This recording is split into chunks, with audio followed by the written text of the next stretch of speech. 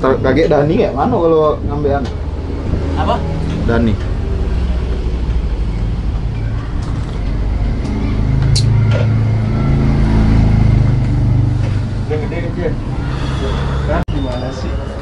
Halo, salam kreatif teman-teman. Ketemu lagi bareng saya, Tukang Sablon Amatir. Di video kali ini saya mau bahas sablon CMYK.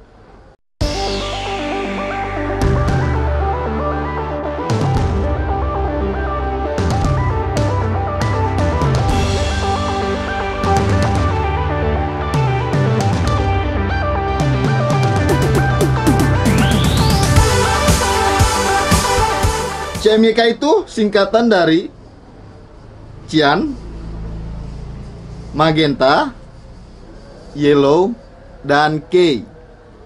K itu dari bahasa Bugis, artinya kunci. Jadi K itu warna kunci. K itu artinya warna kunci. Itu bahasa Bugis, lu aja pada nggak tahu. Ya, tinta CMYK ini tujuannya apa ya? Tujuannya nyablon lah. Nah, proses sablon CMYK ini salah satu metode yang dipakai untuk ngirit screen, untuk mempercepat proses produksi, untuk yang ngirit screen. Ya intinya itu aja, ngirit screen. Gak ada lagi kan?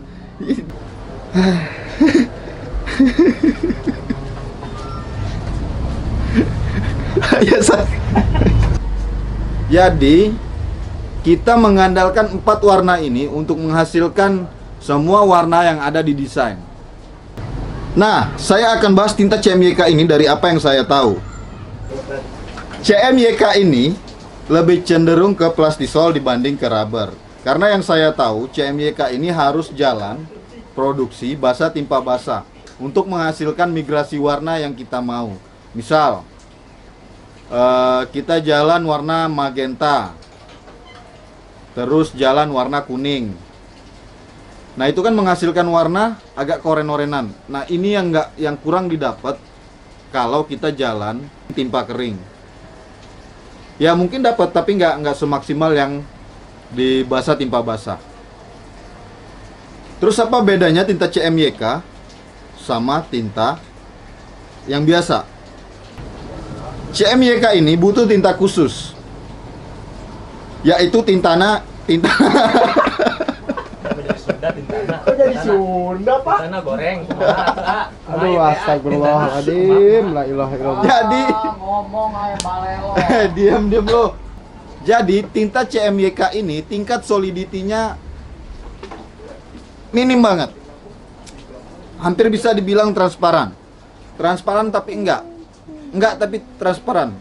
Goblok! Tinta CMYK membutuhkan tinta khusus yang berbeda dengan tinta yang biasa kita pakai. Kenapa? Kalau tinta yang biasa kita pakai, kita butuh solid warnanya. Jadi tingkat solidity-nya lebih tinggi.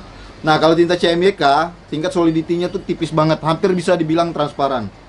Jadi proses CMYK kalau dipakai di kaos gelap, ya mau nggak mau harus dikasih underbase putih supaya warnanya bisa keluar. Nah, kalau saya pribadi lebih nyaranin teman-teman pakai proses ini buat di kaos putih. Nah, gimana nentuin desain ini pakai proses CMYK atau enggak? Kalau saya pribadi punya 2 patokan. Bahannya warna putih, desainnya banyak warna. Udah 2 itu aja patokannya. Jadi kalau bahannya warna putih, desainnya banyak warna kayak logo SEA Games tuh. Logo SEA Games itu kan warnanya banyak banget dan warnanya turunan. Biru, biru muda, biru sedang, biru tua. Jadi karena kalau di spot color warnanya terlalu banyak, jadi kalau saya pribadi bakal lebih milih di CMYK. Emang tujuan CMYK tuh dari awal buat mengirit screen. Jadi kalau dibilang hasilnya lebih bagus spot color apa CMYK, saya bakal bilang hasilnya lebih bagus di spot color dibanding CMYK. Karena CMYK warnanya itu hasil dari migrasi tiap warna 4 warna ini yang kita pakai. Jadi dia cuma menghasilkan 4 warna dari 4 warna yang kita pakai. Dan urutannya pun nggak melulu ngikutin urutan CMYK. Bisa magenta dulu, bisa yellow dulu, bisa black dulu, tergantung desainnya seperti apa, tergantung yang lebih mencolok warna apa. Kalau saya biasanya gitu.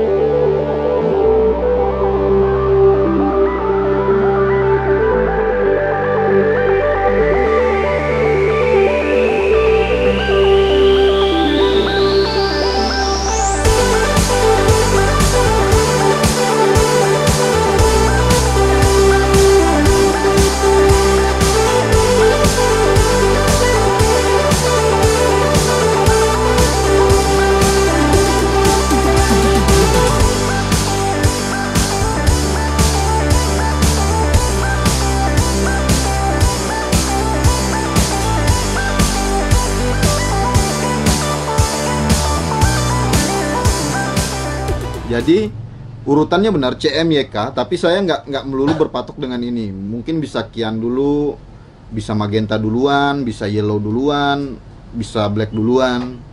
Jadi tergantung desain kalau saya. Jadi saya nggak berpatok dengan urutan CMYK-nya. Kalau di rubber bisa apa enggak? Di rubber bisa. Di rubber teman-teman cukup beli tinta transparan. Atau kalau mau teman-teman mau lebih aman, beli langsung tinta CMYK-nya, tinta prosesnya. Setahu saya tinta proses di rubber ada. Kalau misalnya pun teman-teman kesulitan nyarinya, teman-teman bisa beli tinta transparan, terus beli pewarna Kyan, yellow, Kyan, magenta, yellow, dan black. Ya, jadi beli 4 warna itu. Ya, teman-teman harus perhatiin kalau sablon CMYK pakai rubber, lem mejanya jangan sampai kurang. Bisa tetap jalan wet on wet, cuma bahan harus benar-benar lengket di papan. Jadi jangan sampai ngangkat. Nah, kendalanya di rubber biasanya kalau kita jalan wet on wet, tinta sebelumnya itu bakal nempel di screen. Jadi dia narik screennya, narik bahan karena dia lengket di screen kan. Nah, bedanya sama plastisol, dia nggak lengket di screen. Kalau kita pakai plastisol, kalau kita jalan basah timpa basah. Kalau di jalan basah timpa basah di rubber biasanya lengket ke screen. Dan kalau lem mejanya kurang, biasanya bahannya ngangkat. Bahannya ngangkat dan kesulitan lagi kita kalau mau nimpa warna berikutnya karena bahannya udah ngangkat. Jadi pastiin kalau teman-teman pakai rubber, lem mejanya benar-benar lengket, bahannya lengket banget sama meja. Jadi jangan sampai terangkat pas proses jalan. Kalau kering timpa basah sebenarnya bisa, cuman warnanya menurut saya kurang maksimal. Saya lebih rekomendasiin basah timpa basah. Mau itu naik plastisol, mau itu naik rubber, saya lebih rekomendasiin basah timpa basah. Udah itu aja sih sebenarnya. Nah, kalau teman-teman mau lihat proses settingnya, teman-teman bisa cek link di deskripsi, teman-teman bisa nonton di situ, bisa lihat-lihat di situ, bisa cari tahu di situ proses setting di komputernya. Sekian dulu untuk video kali ini. Mudah-mudahan kita bisa ketemu lagi di video berikutnya. Mudah-mudahan saya bisa terus update lagi. Terima kasih udah nonton video ini, terima kasih udah support channel ini. Sampai ketemu di video berikutnya. Bareng saya, Tukang Sablon Amatir. Salam kreatif. Thank you.